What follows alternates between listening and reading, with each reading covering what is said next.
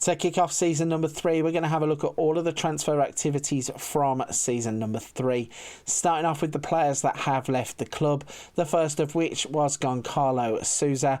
We signed him early on as a youngster, didn't have to pay big money, and he's still a player who is in development. But Milan came along with £6 million, and that was enough for us to want to go and take that kind of money. The next player to leave was Mohamed Camara. In the previous episode, you would have seen me say that negative balance was weighing on my shoulders, and I really had to take things into my own hand. The first player that I kind of forced out of the door, he didn't really want to go, but he didn't get a choice because we needed the money, was Mohamed Camara. He has gone to Red Bull Salzburg. We took £14 million for him. Next up was Caio Henrique. He has gone to Porto. Didn't really want to sell him, but obviously the money situation dictated that when a bid came in, he had to go. £35 million for him was enough to take him to Portugal. And finally, Youssouf Fofana has gone to Manchester City. He was subject of a £40 million bid from City. Absolute no-brainer. We were going to take it every day of the week. So as we built that transfer kitty up, we were then able to go out and start bringing in some players of real quality. The first of which was Samu Omaradian. He is a striker, Spanish, come from Atletico Madrid. He's 6'4", has pace of 16, acceleration of 14 and finishing of 15. He looks like he could be an absolute bargain. The next player to come in was Gabriel Moscardo. He's a Brazilian wonder kid who was playing at Corinthians. We had to pay around £15 million, I believe, for him, but it's an absolute steal. He walked into the first team and commanded his place straight away. The next player is Jonah Kusi Asare. He's a player that I really wanted up top. He, just like Amarodian, has got height on his side at 6'6". He has pace of 15. He has jumping reach of 17. Finishing of 13. Recently did a video on him where he came out to be like the next Zlatan Ibrahimovic in that save. So hopefully if he can do that in this save, he will be fantastic. And we only had to pay around, I think it was £12 million for him. So again, another steal considering his age and his ability. The next player to come in is Luis Guilherme, another of those Brazilian wonder kids. Can play on the left, can play on the right, has the pace, has the acceleration, has the dribbling. Really is just going to be one that slots into the team when we need him. And the final player to come in is Amos Piper. He is a centre-back who has come to us from Werder Bremen. He's another tall player, strong player, defensively sound. It was just another piece that we added to the back line just to make sure that when the likes of Salisu are out, we have a capable replacement to step in. So those are all the transfers that have happened in season number 3. The only question is, did those players have an impact? What did we achieve in season 3?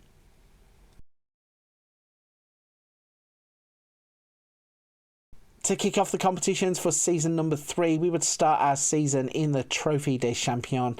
We would play against PSG and we would actually go and win it.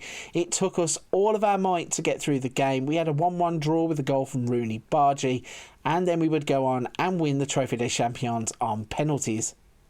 In the Coupe de France, once again, we would enter in the 9th round where we would play against Sochaux. We would beat them 3-2 to advance into the 10th round where we would play against Lorient. We would batter them 6-0. In the 11th round, we would face off against Rennes. We'd beat them 4-1. In the quarterfinals, we would play against Amiens and we would beat them 2-1. In the semi-finals, we'd be drawn against Lille. We would beat them 1-0, and that would set us up with a final against PSG, where once again we would fall to Paris Saint-Germain, losing 1-0 in that final.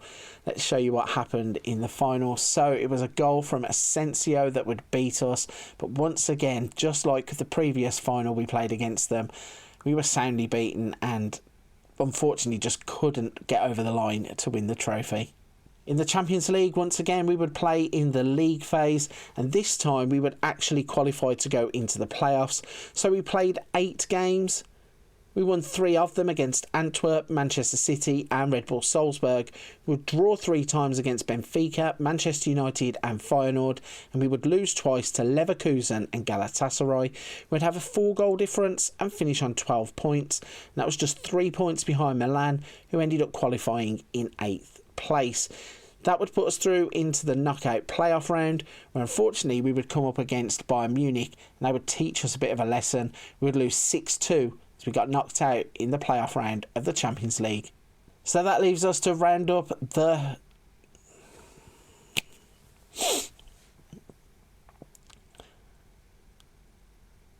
So that just leaves us to round up Ligue 1, and this time I can proudly say that we have won Ligue 1 for the first time, beating Paris Saint-Germain to the title by 4 points. This one feels really, really sweet. So this time around we played 34 games. We won 29 of them. We drew 3 times, including one with PSG. We lost twice to Saint-Etienne and Nice, but importantly we got a 74 goal difference and we finished on 90 points. So 4-point gap back to PSG, and we managed to put 20 points between us and Nice in 3rd and 21 points between us and Marseille in 4th. If we look at some of the stats, no standout player in terms of goals this season, but Rooney Bargi once again 7.75 average rating. He got 21 assists in a single season. He got 10 player of the match awards. Schlager kept 14 clean sheets and Schmidt got 11 yellow cards. So a fantastic campaign that was rounded off by winning the French title. So it really has been a brilliant season, number 3. We won the Trophée des Champions to kick us off. We almost made it a treble by winning the Coupe de France, but PSG got their hands on that. But we take the important one by winning Ligue 1 by 4 points from PSG. In terms of the finances going into Season 4, the finances now look a lot healthier. £39.7 million in the bank and a transfer budget of £31.4 million. A lot of that was down to the sales of Camara, Fofana and Caio Henrique. We did reinvest some of it back into the playing squad, but the bulk of that overall balance has come from those 3 transfers. Looking at the wage budget, it's now £1.1 million. We're only spending £960,000, so there is a little room in there. Looking at the club vision, we are back to being secure in our job. The actionable objectives are work within the wage budget, on course, sign players to sell for a profit, they reserve in judgment, spend the original transfer budget, they are delighted. In terms of the informational objectives, minimum 4-year contract for first team players, not judging, and then in the 5-year plan, end of next season, be competitive in the Champions League and qualify for it once again. Looking at the board feedback then, we get a B this season. They want to play attacking football, make the most of set pieces, play entertaining football now. They're delighted with the positive atmosphere in the changing room, pleased with the 4-3 Ligue 1 Uber Eats victory over Rennes, and impressed with the 6-1 dismantling of Toulouse. And once again, they are upset about us losing in the cup final. For the supporters, a B. So a very good rapport now with the supporters. We are getting good grades from them.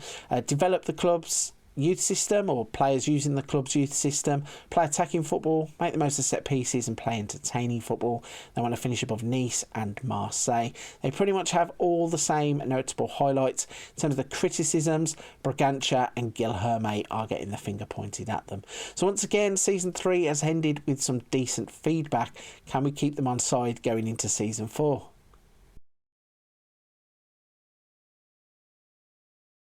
To round off season number 3, we're going to have a little look at the first team and the best 11 before we head into season 4. We're going to do this in 2 ways as usual. I'm going to show you what I think my best 11 is. We'll then have a look at the assistant report in the squad planner and see if there's any gaps between what I think and what he thinks, and see if there's any areas for improvement that we can pick out by looking at the strengths and the weaknesses. So to kick off my best 11, I would go with Schlager, Salisu, Vallejo, Roholt and Singo. Then moving into midfield for a dynamic trio of Golovin, Esugo and Moscardo. On the left, Guilherme. On the right, Bargi. And up top, Kusi Asare. Kusi Asare and Bargi are now forming the Swedish Assassins, and they are really gunning people down. Look at Kusi Asare, signing across the whole season. He managed to get himself 27 starts, scoring 17 goals, 2 assists and 3 Player of the Match awards. And across the entire season, he had 23 goals from 33 appearances. Looking at Rooney Bargi then, for this season, he has started to now really develop as a footballer, and he played some outstanding football at times. 34 games, 20 goals, 21 assists in a single league campaign, got him 10 Player of the Match awards and a 7.75 average rating. Across the season, he played 50 times and scored 25 goals. Looking at Guilherme, you can see that he again is starting to develop as a footballer, playing 17 times with 5 goals and 2 assists. Across the season, he played 20 times and got 5 goals. In the middle of the park, Esugo, I show him every single season because he's developing so well as a footballer, and I think that he has bedded himself now into a first team position. We then have Moscardo, who again has come in this season, and he's going to go on to great things, I am sure. Played 30 times in the league with 6 goals and 9 assists, 42 games and 7 goals across all competitions elsewhere. Bit further back, we've got Vallejo, Roholt, Singo and Schlager as those defensive unit, and I think that they also now have built foundations for which we can build upon. If we go into the squad planner then and show you the report and the best 11 from my assistant. So Mr. Yapstam still thinks it's Schlager, Salisu, Vallejo, Roholt and Singo. So that back four and goalkeeper now match mine. He goes with Moscardo, Gigovic and Golovin. So he wouldn't have a Sugo, he'd play him behind Moscardo, but he'd have Gigovic, which is quite strange considering he's wanted to leave the club for so long.